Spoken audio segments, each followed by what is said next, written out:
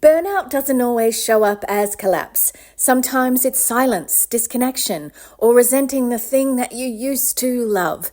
That's exactly why self-care isn't optional for artists. Welcome to the Healthy, Wealthy, Wise Artist podcast, where artists of all kinds come to fuel their passion, sharpen their skills, and thrive in their creative lives. I'm your host, Lara Bianca-Pilcher, life and creativity coach and fellow artist, here to support you on your artistic journey. Whether you're a performer, writer, visual artist, or any kind of artist, this is the space for real talk, practical advice, and inspiring stories. Subscribe and join us each week for more inspiration and actionable insights to fuel your artistry. Let's dive in and get inspired. Friend, you're not lazy. You're not unmotivated. You're just exhausted from creating without caring for the one doing the creating. At least in the way we're going to talk about. Burnout doesn't always look like collapse. Sometimes it looks like silence, disconnection, or resenting the thing you once loved, or just plain mental overwhelm. Welcome back to the weekly episodes on Healthy, Wealthy, Wise Artist, the podcast for you, artist, or dancer, actor, singer, writer, visual artist, or any kind of creative trying to make art and build a life that actually works. I'm Lara, ICF PCC, that just means qualified, life coach and creativity coach, working artist, and someone who knows firsthand how easy it is to put your art ahead of your well-being until your body and your creativity both say, scream even, enough. Today we're digging into real self-care for artists. Not the Pinterest kind, not the fluffy generic kind. We're talking science-backed, nervous system regulating, identity anchoring care that keeps your creativity alive and your mental health intact.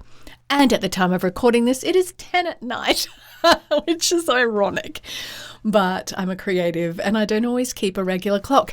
And that's why I want to talk to you about this 9-to-5 stuff that we hear for people that aren't creatives, that aren't artists, that maybe don't have that freelance lifestyle, or we have different hours, we have different outputs, we have different things that we need as artists in terms of self-care.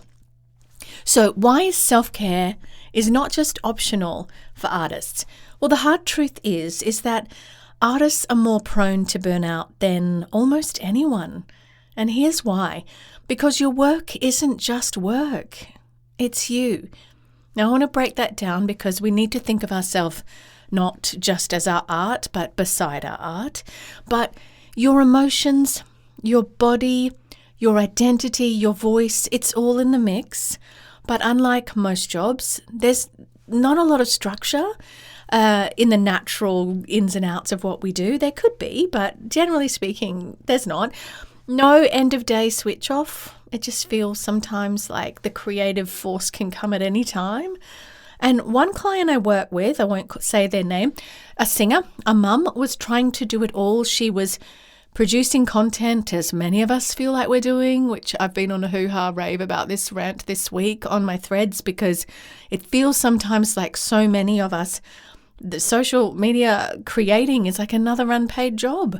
And there's a resentment and there's a grief there because we feel like we need to market ourselves, but at the same time, wouldn't it be lovely if we didn't? That's another conversation for another day. But this woman was producing content, juggling childcare, managing emails and rehearsals, and wondering why she felt so drained and even stuck, just overwhelmed.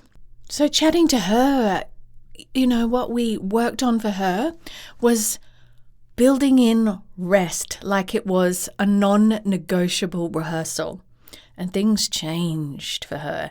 She started writing again and actually enjoying it. And let's be clear, self-care isn't luxury. Like I said, it's not some fancy thing you do in heels on Pinterest. It's creative survival. And what research actually says and why it matters to you is important. So here are 3 research-backed self-care foundations. You can make them rituals in your life even, which is a beautiful word, that every artist needs, no matter your discipline or your background or your schedule. These are what we need to be working into our daily habits and rituals. Number 1 is nervous system regulation, because that equals creative flow. Burnout isn't always emotional. Sometimes it's neurological. And this is the shock, because we are overloading our brains constantly. And when you're constantly in stress mode, auditions, rejections, deadlines, hustling for worthiness, and what that does to your schedule, your brain shuts down. Constantly trying to prove yourself, your brain can shut down the parts that spark insight, play, and problem solving. So simple things like putting cold water on your wrists, box breathing, 4 in, 1, 2, 3, 4 as you breathe, hold for 4, and out for 4, hold for 4, that's box breathing. Lying on the floor with legs up on the wall for 2 minutes can put you out of survival mode and allow creativity back in. Another writer that I coach just one day said, I feel like I have no ideas left. And it wasn't true. Her nervous system was actually just stuck in overdrive. And like we just said, that when you're in survival mode, the thing that goes is that play, the insight, the creativity, the problem solving. And that's why we need to get out of this survival mode, burnout state, and calm down our nervous system and regulate it. All right, number 2 is active recovery beats passive escape. We think we're resting when we scroll on social media or binge watch, but that kind of rest doesn't actually fuel us. Real rest reconnects you to yourself. And hear me, this is so beautiful. Try this instead. A phone-free walk. Music, sure, but phone-free. Journaling, just to clear your head. And as you know, I've got a head-clearing journal called the Creative Purpose Journal at my website that you can get on Amazon. Rehearsing a monologue or whatever it is in your art genre, just for fun, to play and be creative without that pressure to measure up or to submit something, show something. Doodling something with no pressure to be good, that can be so, so good at reconnecting you to yourself. One actor that I coach added 15 minutes of personal creative play every day. He wasn't even trying to get roles, just reconnecting with himself. Within a month, he booked 2 jobs. That's not magic, that's momentum. That's what creative momentum can do when you get out of survival mode and actually back into the creativity, that source that sparks when you, in his case, doing the work of self-tapes, suddenly became more connected and more what obviously the casting directors needed.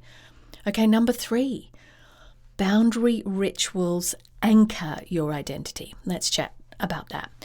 Creative work spills into everything if you let it, especially if you're doing other jobs or parenting alongside it. And let's face it, we've got a million other things we're doing usually. Even a 10-second ritual tells your brain, now we create, now we stop. So try things like this: lighting a candle at your desk, shutting your laptop at a set time, physically closing the door when you're done creating. These small cues reduce decision fatigue and strengthen your creative rhythm. So, boundary rituals that anchor your identity. So not letting that creative work, which often feels so boundaryless, spill into everything, but actually telling yourself, now we create, now we stop. And having those things that you can do, like when the candle goes out, you stop. When you shut your laptop, you stop. When you physically close the door, you're done. So that it's like the end of that work day. And that you can return to your own identity and not just sit into that creative identity all the time, even though you are a creative person all the time. But you know what I mean? I'm talking about the output of artist life. But friends, if you are in a creative rut, stuck, or trying to keep going while feeling completely drained, grab my free guide, Stuck in a Creative Rut. Inside, I'll show you 3 simple, real-life, connected ways to get back into your creative identity and start building momentum without the overwhelm. And you can get that at lara@biancapilcher.com. And I do have a freebies page on there, but it's also on my homepage. Okay, part 3, I want to talk about real self-care looks boring, but it changes everything.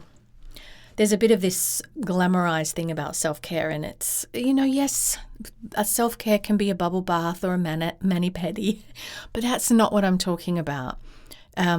Because there's something more. Like I said at the beginning, we need to anchor our creative identity into these things that we're talking about today. So the truth is that real self-care isn't always cute. It won't always feel like transformation. And 3, sometimes it means meal prepping, sleeping early, or saying no to that one more project. Sometimes it's cancelling something because your nervous system simply says, not today. You don't need to fall apart to justify slowing down. I'm going to repeat that, friends. You don't need to fall apart to justify slowing down. You don't need to suffer to deserve rest. Let's normalize sustainable creativity. Let's make protecting your energy part of your process, not a reward for your productivity. It's just, some of the warning signs that I have when I am heading to what could be burnout in many months' time is I get this sort of fragmented I can't think straight. I feel overwhelmed a lot and things just feel blurry.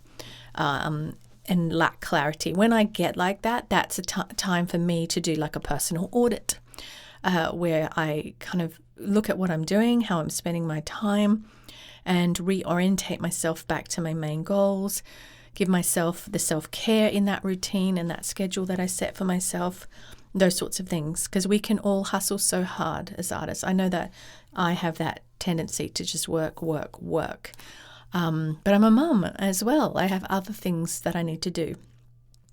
And I'm a wife and I cook meals. I run the household, basically. I do the shopping for groceries. I have so many things. Okay, so this week's self-care challenge is about protecting your energy as part of your process and not as a reward for productivity. And I want you to schedule one 30-minute no output creative window this week. Try a nervous system reset before or after your work. So cold water on the wrists, that's a science thing. You can even probably splash it on your face. It just is calming down and regulating you.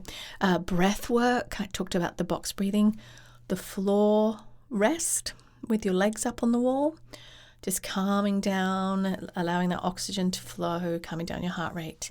Choose one boundary to trial for 7 days, like turning off your phone for the first 30 minutes each morning, just while you prepare and do some of these calming rituals.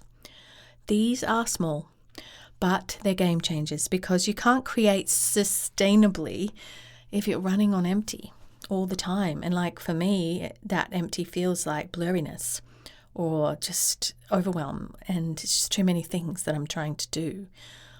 That is empty, actually. That lack of clarity, that kind of blurriness. So if you're feeling flat, foggy, or disconnected, you're not doing it wrong. You're an artist, and artists need care too. Share this episode with someone else who's feeling the same. And remember, You are not a machine. You are not behind. You are so worth protecting, just as much as the art that you make. Care for yourself. Coming up next week is how to get creative ideas flowing again. We're going to talk about practical tools to spark ideas once your energy starts to come back. Don't miss it. With love you guys, and I'm with you on the journey. Don't forget to jump down on the platform you're on and leave a 5-star review if you're still listening and this is something that's helping you. With you on the journey, friends. See you next week. Thank you for tuning in to the Healthy, Wealthy, Wise Artist podcast. If you enjoyed today's episode, don't forget to subscribe so you'll never miss an inspiring conversation or actionable insight. You can read the show notes and learn more at larabiancapilcher.com. And be sure to share this episode with fellow artists who could use a little extra inspiration. Until next time, keep creating, stay audacious, and remember, your artistry matters.